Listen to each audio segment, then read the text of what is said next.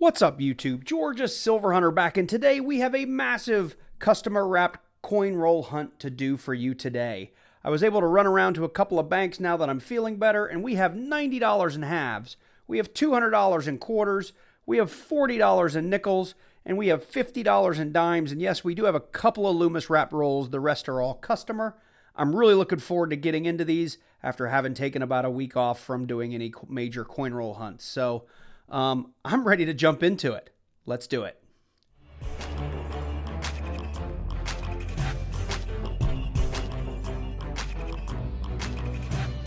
All right, well, we are actually going to start with the half dollars. I normally save those for last, but they're actually the easiest to hunt of everything that I have in customer wrap rolls. I am going to open these all and lay them out so we can edge hunt them together to see if we got lucky and found any silver. For those of you that are wondering when we're coin roll hunting, what are we looking for? I do have a document in the description down below this video that'll be useful for this entire video because it covers pennies, which we're not doing, but it also covers nickels, dimes, quarters, and half dollars for all the things that I look for. So if you're new to coin roll hunting, make sure you check that out. I also have in the description links to all of the equipment that I use, the digital scope, my scale, pretty much all the things that I use, even the microphone that I use for my YouTube setup. So if you're looking for some equipment when it comes to coin roll hunting, make sure you check out those links. I am an affiliate with Amazon, so I get a very, very small percentage each time a purchase is made. So enough of that. We are going to go ahead and look through these half dollars. We are going to edge hunt first. I'll go back through looking for DDOs and no FGs later. But what we're looking for is that nice solid silver edge. That thing will jump right out at you if you have 40 or 90% silver. So that's roll number one. That looks like it's all going to be clad. Here comes roll number two. And we do have a dirty one. That's just a bicentennial. Come here. Nothing too terribly shiny in there. We did have writing on one of the rolls. I'll do this one. It said half dollar, $10. I did in one of my last customer roll videos, I actually had a comment that said, why don't I just stuff my customer wrap rolls so that all my videos are exciting? And I responded to this in the comments, and I just wanted to say it in this video that I do not do that on this channel. If it's a find, it is a find. You see what I see. You get what comes out of the rolls that I pick up from the bank. I never want to lose trust with my audience. I don't ever want to be caught in any kind of scandal around that. I want you guys to enjoy this hobby like I do, and that is being surprised by what you find in the rolls. It makes no sense for me to stuff these for my own entertainment, I guess. I would rather share in the excitement of finding stuff with you guys. So far I haven't seen much of anything. There's a 71D, which I'll put under the scope on my second pass. We have 3 rolls left. It'd be great to just get one little 40%er in here. It looks like that might have been a proof, but it is not. I don't see anything else in there. Get out of here, wrapper. All right. Come on, paper. There we go.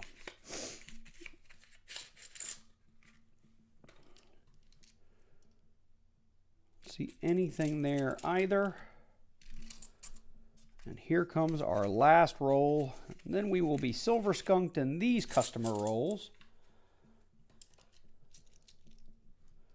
All right, more clad.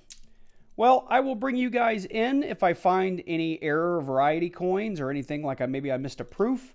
If not, we will get into the dimes next. Well, we got nothing out of the half dollars, so what I'm going to do now is I'll do one of the bank wrap rolls here, and I'll do one of the custom wrap. We'll just open them up looking for silver. This is small enough rolls that I may go through each one looking for that 1996 W. They're really hard to find. I doubt I'll find one, but I'll still look for it. And I will bring you guys in if I find anything. So I don't see any silver in that roll. I will go through them, like I said, to see if anything jumps out at me. And let's go ahead and do this one customer wrap roll. Dimes are tough. You're either going to find silver or you are not. And most people that do hunt dimes, literally, that was hanging out in the wrapper, literally just hunt for silver. Because that's about the easiest way to hunt them. And again, like half dollars, we'll be looking down these edges for something solid silver, which I do not see. Okay, well, like the half dollars, I'll bring you guys in if we find something. Otherwise, we'll move right on to the nickels. Okay, well, so far we are 0 for 2. The half dollars and the dimes have not produced. I do have $40 in nickels, and I just noticed as I was getting these out that I have S's on all of these rolls, which I hope doesn't stand for searched. But with that said, I'm going to get these pushed back, and we'll go ahead and open not an S roll. I'll do those off camera just in case those have been searched. Let's just grab a random one here out of the middle and do that one just so you guys can see them coming out here. We'll just do a quick check for something old. I can't pick them up. All right, it won't be a quick check. I'm going to fumble it here. Well, there's a 1946. Look at that. Roll number 1. We've got a 40s nickel. It is a 46 Philly. Let's keep on going here. All right, well, I'm going to go off camera. I'll bring you guys in for my 30s, 40s, and 50s finds. Hopefully, we maybe get lucky and find some varieties or maybe even some war nickels. I will bring you in if we find anything like that, though. So I've gone through 7 rolls, or really 6 rolls, and the 7th one I'm about to show you. I did go through all of the rolls marked with an S. I'm assuming that meant searched because I didn't find anything, but honestly, going through 5 rolls of nickels, it's not that uncommon to not find a 30s, 40s, or 50s nickel in that batch. I'm bringing you in here just to show you that we did come across our first 50s nickel of the hunt. It is a 1959 Denver with a little bit of damage here on the rim, so it likely won't be an upgrade for the book, but we'll hang on to it. So we have 7 rolls to go, which means we're on the 8th from the end, and we have another 40s nickel here. We've got a 1941. Looks like a Philadelphia. We'll go ahead and add this one to our other 40s and keep on plugging away. We are 6 rolls from the end, and this one actually was an ender. I saw it when I opened the package, and I saw it came out actually obverse facing. But for you guys, here we go. We get to see that it's a Denver first, and we have a 1948, so our third 40s on the box. So I just broke open that last roll of nickels, and to my surprise, we got a little bit of a foreign that popped out right on the end. You couldn't see this because that particular roll had closed ends on both sides. But let me see if I can figure out what this is. Probably Yugoslavia, if I had to guess. Just looking at the back. Over here, it looks like it is some sort of like 2-cent piece, 1985. If I can find anything online about it, I'll put it over here on the right-hand side of the screen, but I've never seen one of these before. And I'm not sure what metal it is either. So anyway, I'm going to go ahead and hunt the rest of these nickels, and hopefully we get at least one more find out of there before we move on to our quarters. Looks like our last roll will produce another find for us. I've already looked at the obverse on it to be sure, but again, we've got a Denver here on the back, and on the front, we've got a 1959, and I believe that's what we opened the hunt with. So we'll probably cap this off with a 59 on the front and a 59 on the end.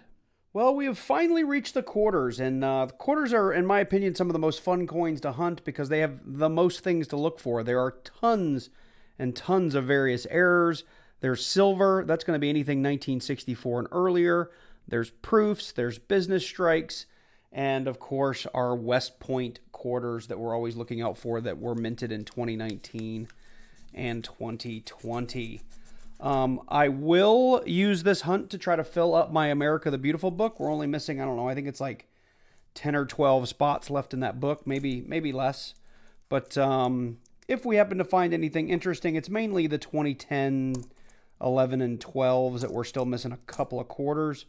And if we find those, I will pull them aside, and we'll see if we can fill our book with them. That said, I'm going to go ahead and go off camera, and if I find anything cool, I will be sure to bring you in.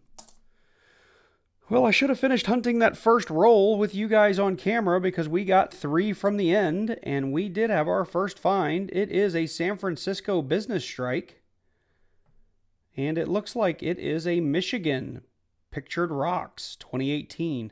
Now, if you've watched any of my other coin roll or quarter hunts in the past, I've been finding a lot of 2017, 2018, and 2019 San Francisco business strikes. I don't know if they've just been getting dumped into circulation, but I've been finding lots and lots of them. So anyway, nothing there in the last 2.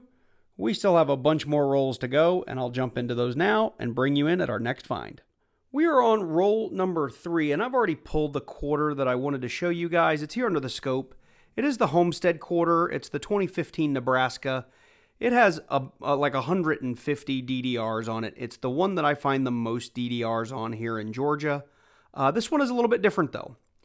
You can see I've already got it here under the scope, and it's this little extra piece of pump handle right here.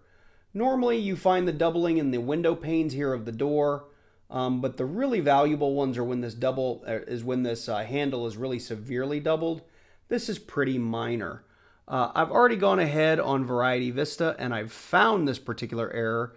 It's DDR number 20 for this quarter, and there's the image of what I have. It even says here, you'll see some depressions along the upper right-hand side of the roof.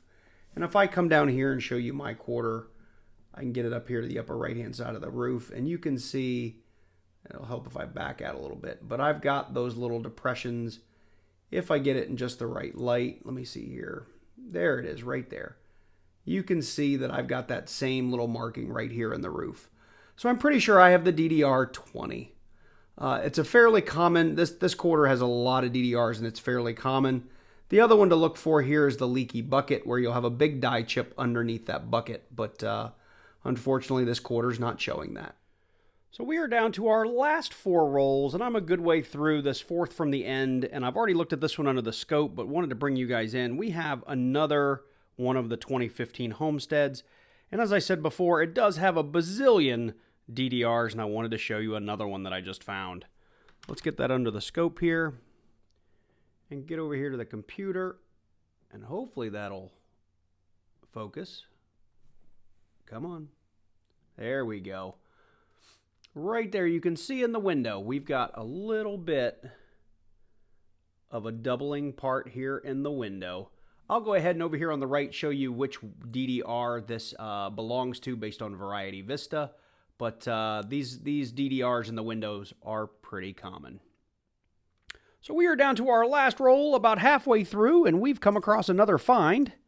It is another San Francisco business strike. This is different than a proof. A proof would be frosted and mirror-like. Let's check it out together here. We have a 2018 Wisconsin Apostle Islands. So another 2018 for the hunt. We have reached the end of our hunt, and this is all we had to show for it. So we had $390 in customer wrap change, if I recall. We had nothing in the halves, nothing in the dimes. The nickels were pretty sparse. I do think this foreign was pretty cool, and I did put up on the screen earlier in the video. This is worth maybe $1. I know this one's a little bit gunky, but looked like it was worth about $1 everywhere. None of the nickels were upgrades for our books. In our quarters, we did end up with 5 Denver Bicentennials, and I do hang on to all my Bicentennials and make rolls and sell them from time to time. And we did get 1 Philadelphia Bicentennial. That's the Drummer Boy quarter for those of you that aren't familiar with that one. We did have 2 of our San Francisco business strikes. We did have, I'm trying to remember here, we had a Wisconsin, and I think this one was the Michigan. And I do see a lot of those 2018 San Francisco business strikes. I did show you both of my Homestead DDRs. I didn't bring you guys in for this one because I've been showing this one off on the channel for so long. This is the 2008 Arizona, and I'm going to zoom in there. There is a die chip error down here just on top of the initials of the engraver or the designer. And this was a pretty minor example, so I didn't bring you guys in earlier in the video. Each of these DDRs, I haven't looked them up lately, but a lot of times, these could be as little as $1 or $2, and they could go as high as $8, $9, $10 if you have really good examples. and even higher than that. But most of mine are fairly circulated. I've tried selling them in the past and usually do get a couple of bucks. And after eBay fees, it's almost not worth the time. But, you know, if you have enough of them, you can turn a nice little profit. With that said, I hope you enjoyed this one. I know we didn't have a ton of finds, but that's what the bank gave me. That's what customers turned in, and I wish I had found some more nickels and some silver and all kinds of cool stuff, but this is what we got. If you enjoyed this video, let me know by dropping down in the comments below. Click that like button, leave me a comment. If you're new to the channel and you like coin roll hunts, I do a lot of them, so make sure you click on that subscribe button. Click on that little bell and select all so you get notified each and every time I release a new video. And if you are new, drop in the comments below. Let me know you're new. Let me know what you're interested in. Love to hear from you. Again, this will come out during Thanksgiving week. I hope you guys take some time off, spend it with the family, eat some turkey, whatever it is you do for the holidays to unwind and relax. Maybe it's watch my YouTube videos. That'd be super. With that said, you guys take care, and I look forward to seeing you in the next one.